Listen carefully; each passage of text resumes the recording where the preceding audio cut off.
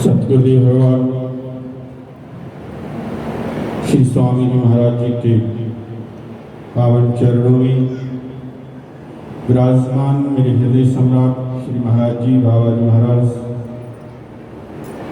मेरे सतगुरु का सजाया हुआ पवित्र पावन संत समाज,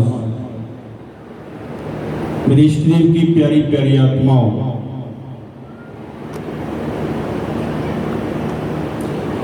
आज हम सब अपने इष्टदेव श्री नंगली निवासी भगवान श्री स्वामी जी महाराज जी की पूजा करने के लिए आए हैं। लेकिन पिछले कुछ दिनों से मैंने देखा कि कुछ उनके दीवाने ऐसे हैं जिनकी दम दम में पूजा होती है, हर सांस में पूजा। एक शिष्य ने संत से कहा कि गुरुदेव, आज गुरु पूजा है और मुझे आपके चरणों में तिलक लगाना है और फूल चढ़ाने। गुरुदेव ने बड़ा प्यारा जवाब दिया उसको कि ऐ मेरे बच्चे, तू मेरे चरणों में फूल चढ़ा या मत चढ़ा,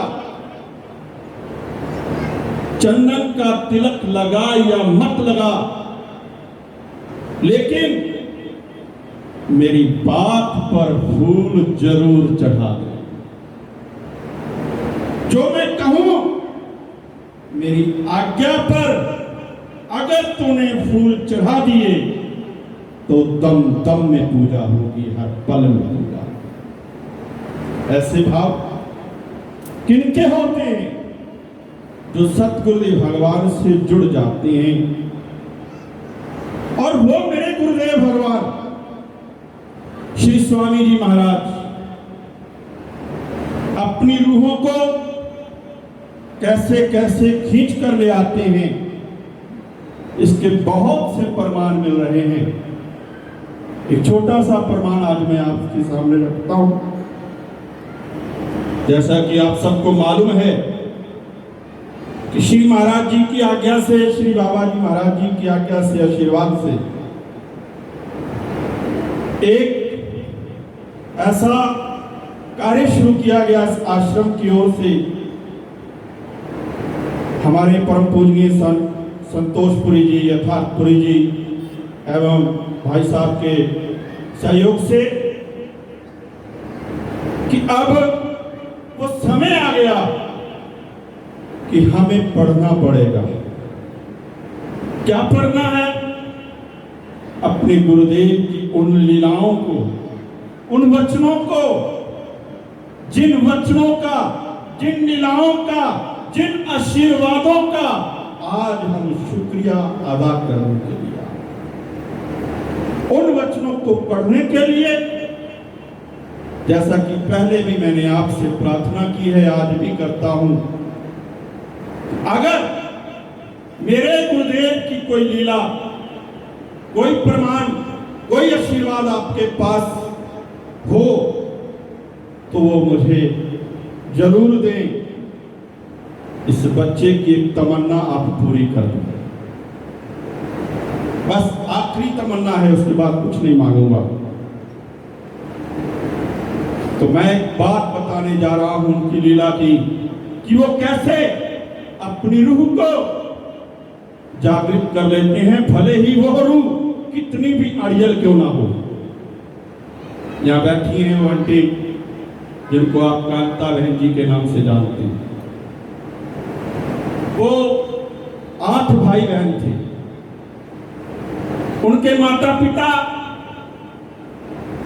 श्री सार भगवान जी के शिष्य थे और वो हर महीने श्री गुरु महाराज जी के चरणों में श्री नंगली निवासी भगवान के दरबार में जाते थे। और वो जो बहन थी, जो बेटी थी उनकी, जिसका नाम आज कांता है, वो कहती कि आप क्या मानव की पूजा करते हो, जीवों की पूजा करते हो, मैं तो भगवान को मानती हूं, भगवान कृष्ण को मानती हूं, मैं नहीं जानती आपके गुरु। लेकिन कहते हैं कि कभी कभी बड़ों के मुख से निकला हुआ एक वचन आशीर्वाद बन जाता है। एक दिन उनकी माता ने कहा कि बेटी, जितनी मैं श्री नंगली निवासी भगवान की दीवानी हूं, मुझसे कहीं ज्यादा तू बन के दिखाई। लेकिन वो नहीं मानी। तो एक दिन उन्होंने कहा कि आज तू मेरे साथ श्री नंगली दरबार में चल, और मेरी तबीयत ठीक नहीं है, मेरा ध्यान रखना, क्योंकि मेरे साथ कोई और नहीं जा रहा। तो वो उन्होंने कहा कि मां, मुझे पता है तू मुझे क्यों ले जा रही है, तू चाहती है कि मैं इन जीवों के आगे झुकूं, मैं झुकूंगी नहीं, मैं भगवान को मानती हूं, मेरी शर्त है, मैं तेरे साथ जाऊंगी जरूर, पर तू वहां जाकर मुझे नहीं कहेगी तू किसी को माथा टेक, नहीं कहेगी। उसने कहा ठीक है, चले गए वहां पर। तो शाम का समय हुआ, तो कुछ बहनें सैर करने के लिए जा रही थी, घूमने के लिए। तो उनकी माताजी ने उनको भी कहा कि आप भी जाकर के सैर करो, उनके साथ घूम आओ थोड़ी देर। अब लीला तो अपनी लेटाने जा रहे थे, कल्याण तो उन्होंने करना था, बात कहीं और जा रही थी। जैसे ही वो घूमने के लिए गई बहनों के साथ, जो वहां पर उस कमरे में या उस स्थान पर रह रही होंगी, आप सब जानते हैं कि वहां एक नदी है जिसको नागों वाली नदी भी कहते हैं। घोर बियाबान जंगल, चारों तरफ गन्ने का खेत, और जैसे ही वहां वो घूमने गई तो वो जितनी भी सहेलियां साथ थी सब गायब, रह गई अकेली। जब अकेली रही, आप पुकारे उस कन्हैया को, मुरली वाले को, और जाप करने लगी, ओम नमो भगवते वासुदेवाय नमः। लेकिन जहां वो खुद अपना रूप धार कर बैठे हो, वो कहां उस रूप में आएंगे। क्या देखती है कि एक फकीर सफेद धोती और भगवा चोला, एक हाथ में खुंटी और एक हाथ में लालटेन लिए हुए उसके पास आ गए। जैसे ही पास आए, पूछा बच्चू क्या हुआ, क्यों परेशान है।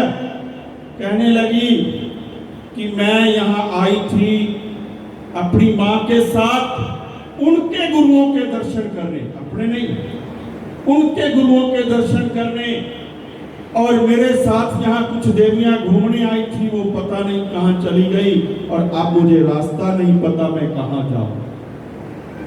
तो उस महापुरुष ने कहा कि ये लालटेन लो, अपने हाथ में पकड़ लो, और मैं तेरे कंधे पर हाथ रखता हूं और तुझे वहां तक पहुंचा कर आऊंगा।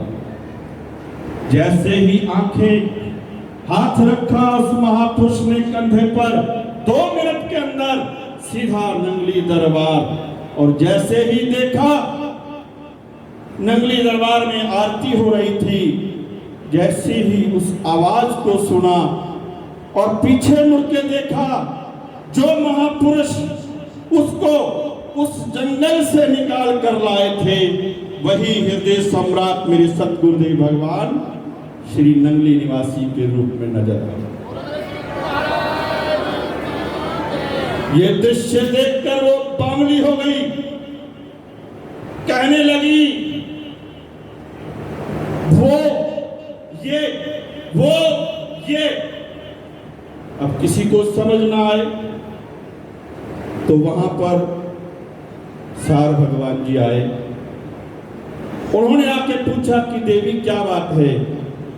कहने लगे, उन्होंने सारी बात बताई कि ऐसे ऐसे जो महापुरुष मुझको जंगल से लेकर आए हैं वो तो यही है।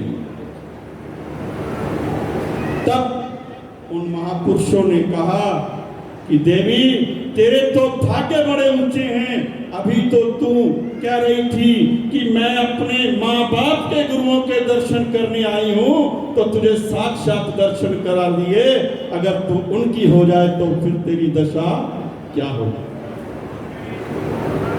जैसे ही इस बात को सुना तो उसी दिन प्रार्थना की कि मुझे उसी महापुरुष से नाम लेना है। वो महापुरुष कौन थे? श्री स्वामी जी महाराज। तो ऐसी अनंत लीलाएं आपको पढ़ने को भी मिलेंगी, सुनने को भी मिलेंगी। अगर आप हमें दोगे तो हम जरूर उस किताब के अंदर, उस ग्रंथ के अंदर हम प्रयास करेंगे ऐसी ऐसी बातों को लिखकर आप तक पहुंचाएं, ताकि आपके आने वाले बच्चे इसको पढ़कर इस दरबार की मर्यादा को समझ सकें कि हम किन जीवों के बच्चे हैं, हम किस महापुरुष की संतान हैं। तो मेरी फिर यही प्रार्थना है कि मैं आपसे एक ही चीज मांग रहा हूं, कुछ नहीं मांगूंगा, और अगर आपके पास कुछ हो तो अवश्य दें। इन्हीं भावों के साथ आज के इस पर्व की आप सबको लाख लाख बधाई। बोलो श्री गुरु महाराज की, बोलो साचे दरबार।